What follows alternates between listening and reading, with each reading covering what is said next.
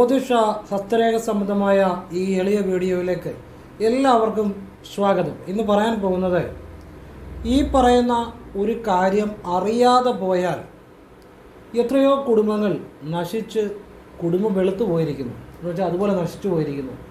എല്ലാം അറിയാം, പക്ഷേ ഞാൻ ഈ പറയാൻ പോകുന്നൊരു കാര്യം അറിയാതെ പോകുന്നത് കൊണ്ടാണ്.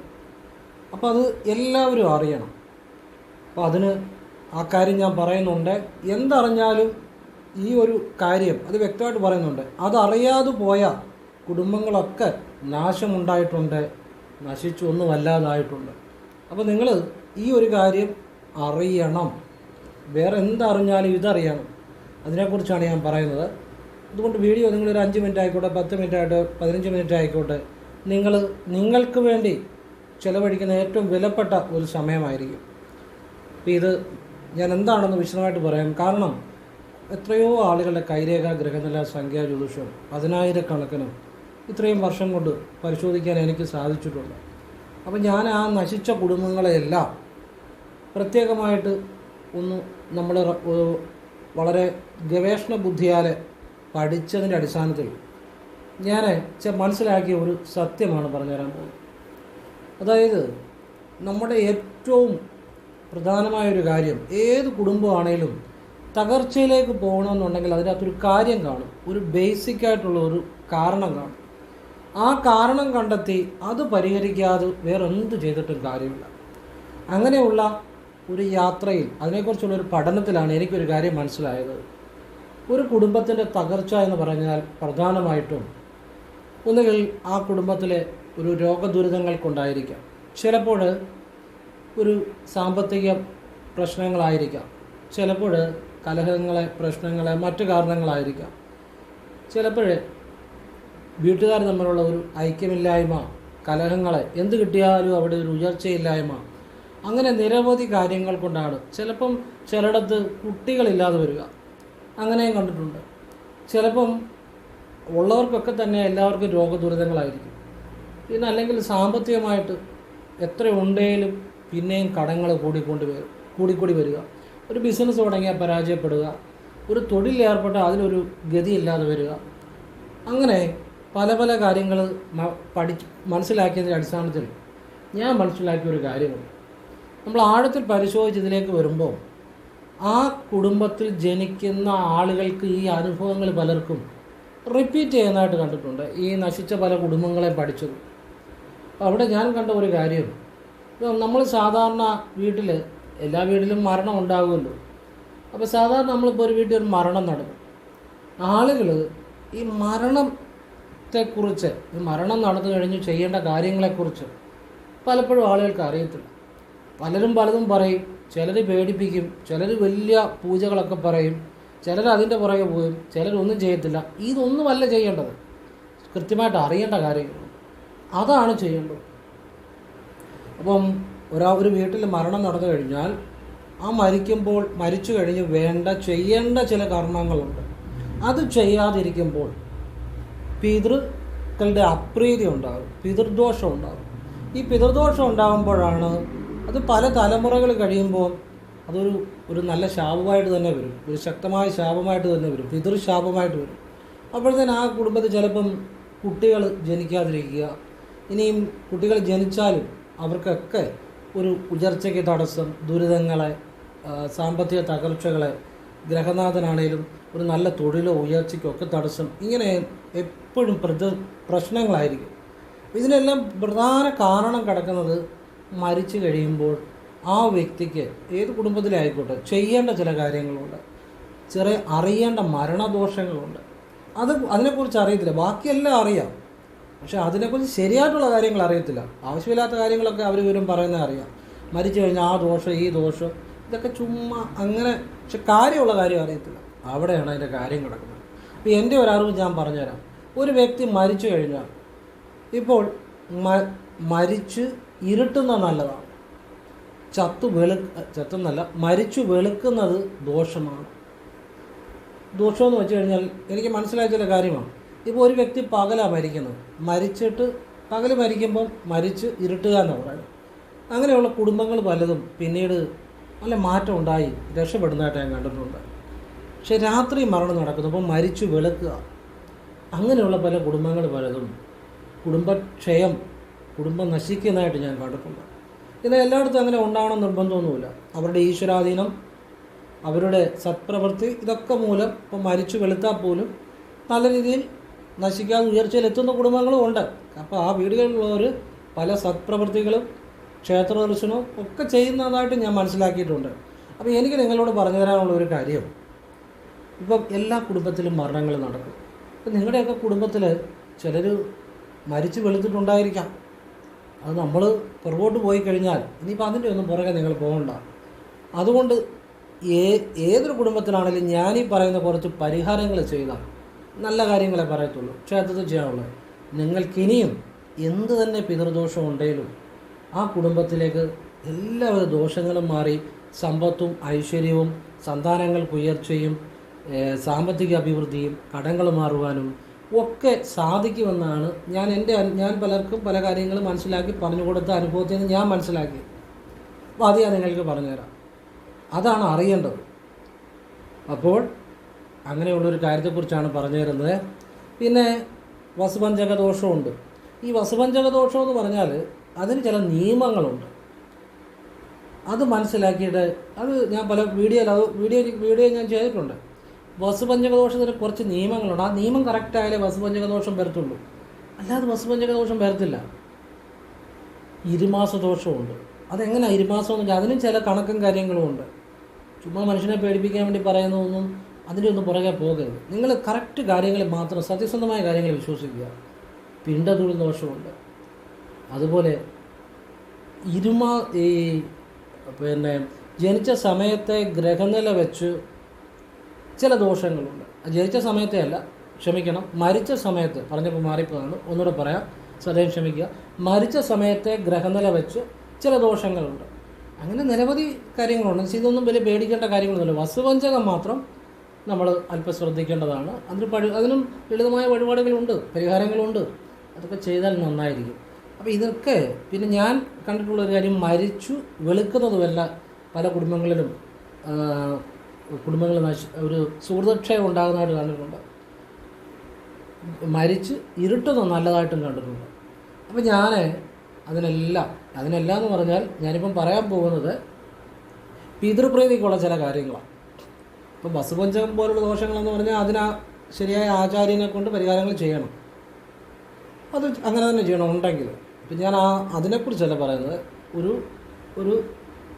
ഒരു കുടുംബത്തിൽ ഒരു പിതൃപ്രീതി വേണം. അതിന് സാമാന്യമായിട്ട് ചെയ്യാവുന്ന കാര്യങ്ങളെക്കുറിച്ചാണ് ഞാൻ പറയുന്നത്. അത് ഏതൊരാൾക്കും ഗുണം ചെയ്യും. നിങ്ങൾ വീഡിയോ മുഴുവൻ കാണണം. അപ്പോൾ ഇത് വളരെ പ്രധാനപ്പെട്ട ഒരു കാര്യമാണ്. ഞാൻ ഈ വസുപഞ്ചകം, കരിനാള്, പിണ്ടനൂല്, ഇരുമാസദോഷം ഇതിനെക്കുറിച്ചൊക്കെ വിശദമായിട്ട് വീഡിയോ ഇട്ടിട്ടുണ്ട്. പിന്നെ മരിച്ച സമയത്തെ ഗ്രഹനില വെച്ചുള്ള പക്ഷെ ഒന്നും അത് ആളുകൾ കണ്ടിട്ടില്ല. ഒരു മരണം നടക്കുമ്പോഴാണ് ഈ ഓടി നടക്കുന്നത്. പിന്നെ അവരും പറയുന്നതെല്ലാം കേട്ട് പേടിച്ച് പല പ്രതിവിധികളുടെ പുറകെ പോയി ലക്ഷങ്ങൾ കളയുന്നവരൊക്കെ ഉണ്ട്. പക്ഷെ അപ്പോൾ നിങ്ങൾ ഏതൊരാളും ഒരു വീട്ടിൽ ജനിക്കുമ്പോൾ നമ്മൾ അറിയേണ്ട കാര്യങ്ങൾ പോലെ തന്നെ മരണത്തെക്കുറിച്ചും അതിൻ്റെ ഒരു ആത്മീയമായ കാര്യങ്ങൾ അറിഞ്ഞിരിക്കണം.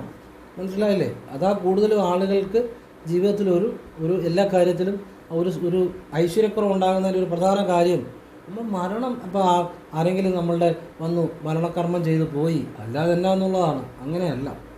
മരിച്ച ആത്മാവിന് വേണ്ടി നമ്മളുടെ പ്രാർത്ഥനയ്ക്ക് വളരെ പ്രാധാന്യമുണ്ട്. ആ ഒരു പ്രാർത്ഥന ആ ആത്മാവിനൊരു സദ്ഗതി കിട്ടും. അത് ആ ഒരൊറ്റ കാര്യം മതി. 1000 ഹോമം ചെയ്യുന്നതിനെക്കാട്ടിയും ഫലമാണ് പിതൃപ്രീതി. അതിനെക്കുറിച്ച് അറിയാത്തതുകൊണ്ടാണ്. അതിനെക്കുറിച്ച് അറിയണം. എത്ര അനുഭവങ്ങൾ അടിസ്ഥാനത്തിൽ ഞാൻ പറയുകയാണ്. അപ്പോൾ അതിന് വേണ്ട ചില കാര്യങ്ങൾ പറഞ്ഞുതരാം. അതിന് മുമ്പ് ഒരു കാര്യം പറയാം. നേരിട്ട് കൺസൾട്ടിംഗ് ഇല്ല, വാട്സപ്പ് വഴിയേ ഉള്ളൂ. ഹസ്തരേഖ, സംഖ്യാജ്യോതിഷം, ഗ്രഹനില ഇതൊക്കെയാണ് ഞാൻ ചെയ്യുന്നത്.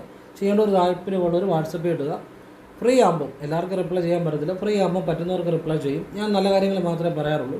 വീഡിയോ പറയുന്ന പോലുള്ള തന്നെ നല്ല കാര്യങ്ങൾ ആവശ്യമുണ്ടെങ്കിൽ കേട്ടിട്ട് ചെയ്യുക, അല്ലെങ്കിൽ ചെയ്യാതിരിക്കുക. ധൃതി വെച്ചിട്ട് കാര്യമില്ല. എനിക്ക് ഒരു ഫ്രീ ആകുമ്പോഴായിരിക്കും റിപ്ലൈ തരുന്നത്. എന്നിട്ട് മുൻഗണനാ കമ്മിറ്റി ഒരു ഡേറ്റ് തരും. ആ ഡേറ്റിന് വേണ്ട കാര്യങ്ങൾ പറഞ്ഞു കൊടുക്കും. ഇതാണ് എൻ്റെ രീതി. എല്ലാ ക്ഷേത്രത്തിലേക്കുള്ള നല്ല കാര്യങ്ങളും ഭാഗ്യസംഖ്യ, ഭാഗ്യനിറം തുടങ്ങിയ കാര്യങ്ങൾ ക്ഷേത്രത്തിലേക്ക് ചെയ്യാൻ നല്ല കാര്യങ്ങളൊക്കെ പറയത്തുള്ളൂ. അല്ലാതെ നല്ല കാര്യങ്ങൾ മാത്രമേ പറയാറുള്ളൂ. ഒക്കെ ആവശ്യമുള്ളവർ ചെയ്യുക, അല്ലെങ്കിൽ ചെയ്യാതിരിക്കുക. ഒരു തവണ ചെയ്തുകൊണ്ട് ഫലം ഉണ്ടാകണമെന്നില്ല. ചിലപ്പോൾ ആവർത്തി ചെയ്യേണ്ടി വരും. ക്ഷേത്രത്തിൽ ചെയ്യാവുന്ന ലളിതമായ കാര്യങ്ങളാണ് പറയത്തുള്ളൂ. ആവശ്യമുള്ളവർ ചെയ്യുക, അല്ലെങ്കിൽ ചെയ്യാതിരിക്കുക. ഇനി ഫോൺ വിളിച്ചാൽ കിട്ടത്തില്ല, നേരിട്ട് വന്നാലും നോക്കാൻ പറ്റത്തില്ല, വാട്സപ്പിലെ വർക്ക് തന്നെ സമയത്തിന് തീരാറില്ല. അതുകൊണ്ടാണ് ഇനി വിഷയത്തിലേക്ക് വരാം. അപ്പോൾ നമ്മുടെ വീട്ടിൽ ഒരു പിതൃപ്രീതി ഇല്ല, അല്ലെങ്കിൽ പിതൃദോഷം ഉണ്ടെങ്കിൽ സാമാന്യമായിട്ട് ചെയ്യേണ്ട കാര്യങ്ങളാണ് പറയുന്നത്. അതായത് ഏറ്റവും പ്രധാന കാര്യമെന്ന് വെച്ച് കഴിഞ്ഞാൽ, മരിച്ച മാസത്തിൽ മരിച്ച നക്ഷത്രം വരുന്ന അന്ന്, വർഷത്തിൽ അത് ഒന്നേ വരത്തുള്ളൂ, അടുത്തുള്ള ശിവക്ഷേത്രത്തിൽ നിങ്ങൾ തലേദിവസമേ വ്രതം നിന്ന് ഒരിക്കലെടുത്ത്, ആരോഗ്യസ്ഥിതി അനുകൂലമുള്ളവർ ഒരിക്കലെടുക്കുക, അല്ലാത്തവർ ഒരിക്കലെടുക്കണ്ട. ഭഗവാനുള്ള ഭക്തി കൊണ്ട് നാമം ജപമാണേലും മതി. ആരോഗ്യസ്ഥിതി അനുകൂലമുള്ളവർ തലേദിവസം ഒരിക്കലെടുത്ത് മരിച്ച മാസം മരിച്ച നക്ഷത്രം വരുന്നതെന്ന് അടുത്തുള്ള ശിവക്ഷേത്രത്തിൽ പിതൃപൂജ ചെയ്യുക. കാരണം ഇത് ചെയ്ത് എത്ര വർഷങ്ങളായിട്ട് നടക്കാത്ത കാര്യം നടന്നിട്ടുണ്ട്. അത്ഭുതകരമായ കാര്യമാണ്. നിങ്ങളുടെ കുടുംബത്തിൽ ഏത് തരത്തിലുള്ള, ഇപ്പം മരിച്ചു വെളുത്തു, ഒരു കുഴപ്പമില്ല, ഞാനീ പറയുന്നത് ചെയ്യുക. പിന്നെ വസുപഞ്ചകത്തിന് മാത്രം ആചാര്യം പറയുന്ന അനുസരിച്ചുള്ള ശരിയായ വസുപഞ്ചകം ഉണ്ടെങ്കിൽ അതിനുള്ള ക്രിയകൾ ചെയ്യുന്ന നന്നായിരിക്കും. അത് അങ്ങനെ തന്നെയാണ്. അപ്പോൾ സാമാന്യ പിതൃദോഷത്തിന് ഞാൻ പറയുന്ന ഈ കാര്യങ്ങൾ ചെയ്താൽ മതി. അപ്പോൾ മരിച്ച മാസത്തിൽ മരിച്ച നക്ഷത്രം, മരിച്ചു കഴിഞ്ഞാൽ മരിച്ച നക്ഷത്രത്തിനാണ് പ്രാധാന്യം. മരിച്ച നക്ഷത്രം പിന്നെ പറയത്തുള്ളൂ. മരിച്ച നക്ഷത്രം വെച്ചാൽ എല്ലാം ചെയ്യുന്നത്. അപ്പം മരിച്ച നക്ഷത്രം മരിച്ച മാസം ആ ദിവസത്തിൽ വരുമ്പോൾ അന്ന് അടുത്തുള്ള ശിവക്ഷേത്രത്തിൽ പിതൃപൂജ ചെയ്യണം. തലേദിവസം ഒരിക്കലെടുക്കാൻ പറ്റുന്നവർ ഒരിക്കലെടുക്കുക, ആരോഗ്യസ്ഥിതി അനുകൂലമുള്ളവർ. പിന്നെ തലേദിവസം ദാനം ചെയ്യണം, അന്നദാനം പറ്റുന്നവർക്ക് ചെയ്യുക. അല്ല വീട്ടിൽ ഈ ഒരു ഒരു ഒരു ഒരു നമ്മുടെ കല്യാണത്തിന് സദ്യ നടത്തത്തില്ലേ എന്ന് പറഞ്ഞ പോലെ, ഈ പിതൃപൂജ ചെയ്യുന്നതിന് തലേദിവസം വീട്ടിൽ 10 ആളെ വിളിച്ച് ആ മരിച്ച ആളുടെ ഒരു നാളെ ഒരു പിതൃപൂജ നടക്കുകയാണ്, അതിനുവേണ്ടി ഒരു അന്നദാനം നടത്തുന്ന വെച്ചാൽ ആളുകൾക്ക് ഭക്ഷണം കൊടുത്താൽ മതി. എന്തിനാണ് ഈ കല്യാണ സമയത്ത് അന്നദാനം പിന്നെ സദ്യ നടത്തുന്നത്? അതൊരു പുണ്യത്തിന് വേണ്ടിയാണ്. പറഞ്ഞാൽ മനസ്സിലായില്ലേ? ഒരു പുണ്യത്തിന് വേണ്ടിയാണ്. ഒരു കല്യാണം എന്ന് പറഞ്ഞാൽ അവർ നല്ല ഒരു കുടുംബമായിട്ട് ജീവിക്കാൻ, നല്ലൊരു സന്തതികൾ ഉണ്ടാകാൻ ഒരു പുണ്യം ആവശ്യമാണ്. ആ പുണ്യത്തിന് വേണ്ടിയാണ് കല്യാണം കഴിഞ്ഞാൽ ഉടനെ സദ്യ നടത്തുന്നത്. അപ്പം പക്ഷേ ഇപ്പോൾ ആളുകൾ കൂടുതലും ധരിച്ചു വച്ചിരിക്കുന്നത് അവർ കല്യാണം കാണാനല്ല, സദ്യ കൂടാൻ വേണ്ടിയാണ് പലരും പോകുന്നത്. ഇന്നൊരാൾ ഒരു കല്യാണവുമായി ബന്ധപ്പെട്ട ഒരു കാര്യത്തിന് പോയിട്ട് വന്നപ്പോൾ ഞാൻ ചോദിച്ചപ്പം പറഞ്ഞു സദ്യയെക്കുറിച്ചാണ് പുള്ളി പറയുന്നത്. ഞാൻ പറഞ്ഞു, എടൂ മനുഷ്യ, കല്യാണം ഇപ്പം ഇതുപോലുള്ള കാര്യത്തിന് പോകുമ്പോൾ നിങ്ങൾ ഇവിടെ ആഹാരം കഴിച്ചോ, കഴിക്കുന്നതിനകത്ത് തെറ്റില്ല, അഭിപ്രായം പറയാം. പക്ഷേ ആ ചെറുക്കനും പെണ്ണിനും വേണ്ടി ഒന്ന് പ്രാർത്ഥിക്കണം, അതാണ് അവിടുത്തെ പ്രധാനം. അപ്പോൾ നിങ്ങളുടെ ആ പ്രാർത്ഥന പുണ്യം കിട്ടും. കാരണം അന്നദാനം കഴിഞ്ഞ് നിങ്ങൾക്ക് നിങ്ങളുടെ ആ പ്രാർത്ഥന വരുന്ന ഓരോരുത്തരുടെയും പ്രാർത്ഥനയും അന്നദാനവുമാണ് ആ കല്യാണം നടക്കുമ്പോൾ ആ ചെറുക്കനും പെണ്ണിനും കിട്ടുന്ന പുണ്യം എന്ന് പറഞ്ഞു. അപ്പോൾ അതൊരു നല്ല കാര്യമാണ്. എന്ന് പറഞ്ഞ പോലെ നമ്മൾ ഈ പിതൃപൂജ ചെയ്യുന്നതിന് തലേദിവസം വീട്ടിൽ കുറച്ച് ആളുകളെ വിളിച്ച് ഭക്ഷണം കൊടുക്കുക ഒരു വലിയ ഗുണമാണ്. എന്നിട്ട് പിറ്റേ ദിവസം പിതൃപൂജയുടെ തലേന്ന് ഇത് ചെയ്തിട്ട് പിതൃപൂജ ചെയ്യുക അടുത്ത ദിവസം. അതായത് മരിച്ച നാൾ, മരിച്ച മാസത്തിൽ മരിച്ച നക്ഷത്രം വരുന്നതാണെന്ന് ഇത് നിങ്ങൾ എല്ലാ വർഷവും ചെയ്തു നോക്കിക്കുക. ആ കുടുംബം രക്ഷപ്പെട്ടിരിക്കും, ഒരു സംശയം വേണ്ട. പിന്നെ അതുപോലെ തിങ്കൾ ശനി ശിവക്ഷേത്രത്തിൽ രാവിലെ വെള്ള നിവേദ്യം, ഭാഗ്യസൂക്ത പുഷ്പാഞ്ജലി, കൂവളത്തില കൊണ്ട് അർച്ചന, ഒരു നെയ്വിളക്ക്, ഇത് ചെയ്ത് ഭഗവാനോട് പ്രാർത്ഥിക്കുക. എന്നെ എൻ്റെ കുടുംബത്തെയും രക്ഷപ്പെടുത്തണേ, ഭഗവാന്റെ അനുഗ്രഹം ഉണ്ടാകണേ. ശിവഭഗവാൻ വിചാരിച്ച ഏതിനും മാറ്റം വരും. ഭഗവാൻ മഹാ തപസ്വിയാണ്. ഭഗവാന് മാർക്കണ്ഡേയന് ആയുസ് കൊടുത്ത ആളാണ്, ആയുസ് കൊടുത്ത ഈശ്വരനാണ്. ഭഗവാൻ വിചാരിച്ച എന്തും സാധിക്കും, ഏത് പിതൃദോഷവും തീർക്കാൻ പറ്റും. അപ്പം ഭഗവാനോട് തിങ്കൾ ശനി അത് നിങ്ങൾ ഇതുപോലെ രാവിലെ ഞാൻ പറഞ്ഞ വഴിപാടുകൾ ശിവക്ഷേത്രത്തിൽ ചെയ്യുക. കറുത്തമാവ് കഴിഞ്ഞിരുന്ന തിങ്കളാഴ്ച ശിവക്ഷേത്രത്തിൽ കരിക്കഭിഷേകം, പാൽപ്പായസം, കരിക്കഭിഷേകം ചെയ്താൽ പെട്ടെന്ന് പിതൃപ്രീതി ഉണ്ടാകും ശിവന്. കറുത്തമാവ് കഴിഞ്ഞിട്ട് തിങ്കളാഴ്ച ദിവസം രാവിലെ ചെയ്യുക, തലേദിവസം ഏർപ്പാടാക്കണം. എന്നിട്ട് പാൽപ്പായസം മുൻജന്മ ക്രമദോഷം മാറ്റും.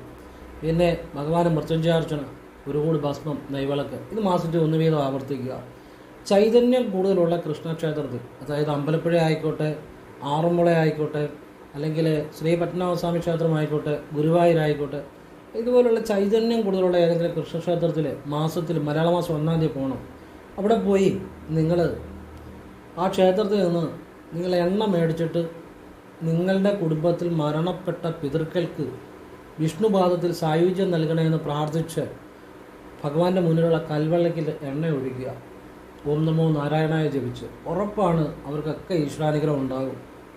ഇത് മാസത്തിൽ 1 വീതം ആവർത്തിക്കുക. ഞാൻ ഈ പറഞ്ഞ ചെയ്തവരെല്ലാം രക്ഷപ്പെട്ടിട്ടുണ്ട്. അപ്പോൾ ഇതെല്ലാം ലളിതമായ കാര്യങ്ങളാണ്. അപ്പോൾ ഇത് നിങ്ങൾ ചെയ്യുക. പിന്നെ കറുത്തവാവിനടുത്തുള്ള ഭദ്രകാളി ക്ഷേത്രത്തിൽ പോവുക. അവിടെ അമ്മയ്ക്ക് കടുംബായുസം, ചുവന്ന പൂക്കളും വെള്ളപ്പൂക്കൾ കൊണ്ട് അർച്ചന, ഒരു അഷ്ടോത്തരാർച്ചന അല്ലാതെ, പിന്നെ ഒരു ചുവന്ന പട്ടും ഒരു 10 20, ഇപ്പോൾ 20 രൂപയ്ക്കൊന്നും എള്ളെണ്ണ കിട്ടത്തില്ലെന്നാണ് പറയുന്നത്. പോട്ടെ 30 രൂപയുടെ ഒരു എള്ളെണ്ണ ചുവന്ന പട്ടും കൂട്ടിപ്പിടിച്ച് 3 വലത് വെച്ച് എൻ്റെ കുടുംബത്തിലെ അഖില പിതൃക്കൾക്കും അമ്മേ സായുജ്യം നൽകണേ എന്ന് പറഞ്ഞ് നടക്കി വെക്കുക. എന്നെ എൻ്റെ കുടുംബത്തെ രക്ഷപ്പെടുത്തണേ എന്ന് പറയുക. എൻ്റെ കുടുംബത്തിലേക്ക് സമ്പത്തും ഐശ്വര്യവും സന്തതി പരമ്പരയും എല്ലാം നൽകണമെന്ന് പറയാം. ഭദ്രകാളി വിചാരിച്ചാൽ എന്തും സാധിക്കും, അതിനപ്പുറത്തേ ആവുന്നുമില്ല. പ്രത്യേകിച്ച് കറുത്തവാവിൻ്റെ ഒന്ന് ഭദ്രകാളി പ്രീതി ഉണ്ടായാൽ അസാധ്യ കാര്യങ്ങൾ വരെ സാധ്യമാകും. ഏത് ദോഷവും മാറ്റാൻ ഭദ്രകാളി കഴിവുണ്ട്. ഒരു കുളത്തിൽ മലരുകൊണ്ട് മീനോട് നടത്തുക, അതിന് പെട്ടെന്ന് പിതൃപ്രീതി ഉണ്ടാകും. കറുത്തവാവിൻ്റെ ഒന്ന് ഭദ്രകാളി ക്ഷേത്രത്തിൽ കുളത്തിൽ മലരുകൊണ്ട് മീനോട്ട് നടത്തുക. ഇത് കറുത്തവാവ് തോറും ആവർത്തിക്കുക. ഇതൊക്കെ ലളിതമായ കാര്യങ്ങളാണ്. പിന്നെ ചെയ്യേണ്ടത്, നിങ്ങൾ കറുത്തവാവിനല്ല, വെളുത്തവാവ് കഴിഞ്ഞ് വരുന്ന ഏകാദശി ആരോടും ചോദിക്കേണ്ട, കലണ്ടറിൽ പോയി നോക്കുക. വെളുത്തവാവ് വെളുത്ത വട്ടം കാണും. അത് കഴിഞ്ഞ് വരുന്ന ഏകാദശി നോട്ട് ചെയ്യുക. എന്നിട്ട് ആ ദിവസം നിങ്ങൾ കൃഷ്ണക്ഷേത്രത്തിൽ പോയി, അടുത്തുള്ളത് ദൂരെയുള്ളത് എവിടെ വേണമെങ്കിലും പോയി നിങ്ങളവിടെ പാൽപ്പായസം കഴിക്കുക. എന്നിട്ട് അത് കുട്ടികൾക്ക് കഴിക്കാൻ കൊടുക്കുക, അല്ലെ പ്രായമായവർക്ക് കൊടുക്കുക, അല്ലെ അഗതികൾക്ക് കൊടുക്കുക. എന്നിട്ട് അവിടെ അന്നത്തെ ദിവസം ഒരു തുളസിമാല കയ്യിൽ പിടിച്ച് വെള്ളം നനച്ച്, എൻ്റെ കുടുംബത്തിലെ അഖില പിതൃക്കൾക്കും വിഷ്ണു സായുജ്യം നൽകണേ, എൻ്റെ ഒരു തുളസിയിലെങ്കിലും പുണ്യം എൻ്റെ കുടുംബത്തിന് നൽകണേ എന്ന് പറഞ്ഞ് 3 വലത്ത് വെച്ച് നടക്കി വെക്കുക. ഓം നമോ നാരായണായ ജപിച്ച് അല്പം എള്ളെണ്ണ എടുത്ത് എൻ്റെ കുടുംബത്തിലെ അഖില പിതൃക്കൾക്കും വിഷ്ണുപാദത്തിൽ സായുജ്യം നൽകണേ, അതിനുവേണ്ടി ഞാൻ എണ്ണ സമർപ്പിക്കുമെന്ന് പറഞ്ഞ് ഭഗവാന്റെ മുന്നിലുള്ള കൽവിളക്കിൽ ഓം നമോ നാരായണായ ജപിച്ച് ആ പിതൃക്കളെ പ്രാർത്ഥിച്ച് ഓം നമോ നാരായണായ ജപിച്ച് ഒഴിക്കുക. ബാക്കി വേണം നടക്കി വെക്കുക, അല്ലെ ബാക്കി മുഴുവൻ വേണം ഒഴിക്കുക. അതിൻ്റെ അതൊന്നും കുഴപ്പമില്ല. അപ്പോൾ ഇത് വെളുത്തവാവ് ഒഴിഞ്ഞിരുന്ന ഏകാദശി ചെയ്യുക. ഇപ്പം ഞാനീ പറഞ്ഞ കാര്യങ്ങൾ നിങ്ങൾ ഏതെങ്കിലുമൊക്കെ ഒന്ന് ചെയ്ത് നോക്കുക. ഏറ്റവും ജീവിതത്തിൽ മാറ്റം ഉണ്ടാകും. ആ കുടുംബമേ രക്ഷപ്പെടും. അല്ല അതും ഇതും ചെയ്തിട്ടോ അതും ഇതും കേട്ട് പേടിച്ചിട്ടോ അവർ പറയുന്നത് ഇവർ പറയുന്നൊന്നും പുറകെ പോയിട്ടോ ഒരു കാര്യവുമില്ല. അറിയേണ്ട കാര്യം അറിയണം, അത് ശരിയായിട്ട് അറിയണം, അത് സത്യസന്ധമായിരിക്കണം, അത് ചെയ്യേണ്ട കാര്യം ചെയ്യണം. അത് ലളിതമായ കാര്യങ്ങളാണ്, അത് ചെയ്യുക. പിന്നെ മരണാനന്ത ക്രിയകളും പ്രാർത്ഥനകളും ഒക്കെ ഈ അവരവരുടെ ആചാരങ്ങളനുസരിച്ച് ചെയ്യാം, അതിനതൊന്നും തെറ്റില്ല. പക്ഷെ ഏറ്റവും പ്രധാനം നിങ്ങളുടെ പ്രാർത്ഥനയാണ്. അതായത് വിഷ്ണു ഭഗവാനോട്, നാരായണനോട് ഓം നമോ നാരായണായ ജപിച്ച് എൻ്റെ കുടുംബത്തിലെ അഖില പിതൃക്കൾക്കും സന്തോഷത്തോടു കൂടി വേണം പ്രാർത്ഥിക്കാൻ. ഈശ്വര്യമായ സദ്ഗതി ഉണ്ടാകണേ, വിഷ്ണുപാദത്തിൽ സായുജ്യം ഉണ്ടാകണേ എന്ന് നാരായണനുള്ള പ്രാർത്ഥനയാണ് ഏറ്റവും പ്രധാനം. അത് നമ്മൾക്ക് കറുത്തവാവിൻ്റെ എന്ന വീട്ടിലും നമുക്ക് കുളി കഴിഞ്ഞ് അല്പം വെള്ളം കയ്യിലെടുത്ത് സൂര്യഭഗവാൻ നേരെ എന്ന് സൂര്യഭഗവാനെ പ്രാർത്ഥിച്ച്, അതോടൊപ്പം ഭഗവാൻ നാരായണനെ പ്രാർത്ഥിച്ച് എൻ്റെ കുടുംബത്തിലെ അഖില പിതൃക്കൾക്കും വിഷ്ണുപാദത്തിൽ സായുജ്യം നൽകണേ ഓം നമോ നാരായണായ ജപിച്ച് ആ വെള്ളം അല്പം ഒന്ന് ഇറ്റിക്കാം. അത് കുളിമുറ ചെയ്യുന്നതുകൊണ്ട് ചെയ്യാം, വെളി ചെയ്യുന്നതുകൊണ്ട് ചെയ്യാം. ഇത് കറുത്തവാവിനത് വീട്ടിൽ ചെയ്യാം. ഇതൊന്നുമില്ല, ഭഗവാനെ മനസ്സിൽ, ആ ഭഗവാനിൽ വിഷ്ണുപാദത്തിൽ നിങ്ങളുടെ കുടുംബത്തിലെ അഖിലമെന്ന് വെച്ചാൽ എല്ലാ പിതൃക്കൾക്കും സായുജ്യം നൽകണേ ഭഗവാനെ എന്ന് പ്രാർത്ഥിച്ച് അവിടെ നിങ്ങളുടെ മനസ്സുകൊണ്ടൊരു സമർപ്പണം നടത്തിയാൽ തന്നെ ആ പിതൃക്കൾക്കൊരു നിത്യശാന്തി ഉണ്ടാകുമെന്നുള്ളതാണ്. ആ പ്രാർത്ഥനയ്ക്ക് വളരെ പ്രാധാന്യമുണ്ട്. പിന്നെ പിതൃക്കൾക്ക് വേണ്ടി നിങ്ങൾക്ക് ചെയ്യാൻ ഏറ്റവും വലിയ കാര്യമാണ് അന്നദാനം. പ്രത്യേകിച്ച് കറുത്തവാവിൻ്റെ അന്ന് വേണമെങ്കിൽ നിങ്ങൾക്ക് അന്നദാനം ചെയ്യാം. അതിപ്പം പിന്നെ എവിടെയെങ്കിലും അഗതി മന്ദിരങ്ങളിലോ, പക്ഷേ ഒരിക്കലും അർഹമായടുത്ത് കൊടുക്കാവുള്ളൂ. കളിപ്പിനും തട്ടിപ്പുള്ളിടത്തൊന്നും കൊടുക്കരുത്. അല്ലെങ്കിൽ നിങ്ങൾക്ക് ആർക്കെങ്കിലും വിശക്കുന്നവർക്ക് ഭക്ഷണം മേടിച്ചു കൊടുക്കാം, അല്ലെങ്കിൽ അർഹരായവർക്ക് അന്നദാനം ചെയ്യാം. കറുത്തവാവിൻ്റെ എല്ലാ മാസവും കറുത്തവാവുണ്ടല്ലോ, അതുപോലെ വസ്ത്രങ്ങൾ ആർക്കെങ്കിലും ദാനം ചെയ്യാം. ഈ വസ്ത്രദാനവും അന്നദാനവുമാണ് പെട്ടെന്ന് പിതൃപ്രീതി ഉണ്ടാകും. പിന്നെ നിങ്ങളുടെ കുടുംബത്തിലെ ആ മുതിർന്ന ആളുകൾക്ക്, അച്ഛൻ്റെയും അമ്മയുടെയും ആ മുതിർന്നവരായിട്ടുള്ളവർക്ക് നിങ്ങൾ മലയാള മാസം 1-ാം തീയതിയോ കറുത്തവാവിൻ്റെ അന്നോ ഒരു വസ്ത്രം വാങ്ങി കൊടുക്കുക. അവർക്ക് അല്പം സന്തോഷം കൊടുക്കുക, അവരോട് ഇരുന്ന് ഭക്ഷണം കഴിക്കുക. ഇതൊക്കെയാണ് ഏറ്റവും വലിയ കാര്യങ്ങൾ. ഇതൊക്കെ ചെയ്ത് നോക്കുക. എല്ലാം അതുപോലുള്ള കാര്യങ്ങളാണ്. എല്ലാവരും ഈശ്വരൻ അനുഗ്രഹിക്കട്ടെ. ഓം കൃഷ്ണായ നമഃ. ശിവോഹം.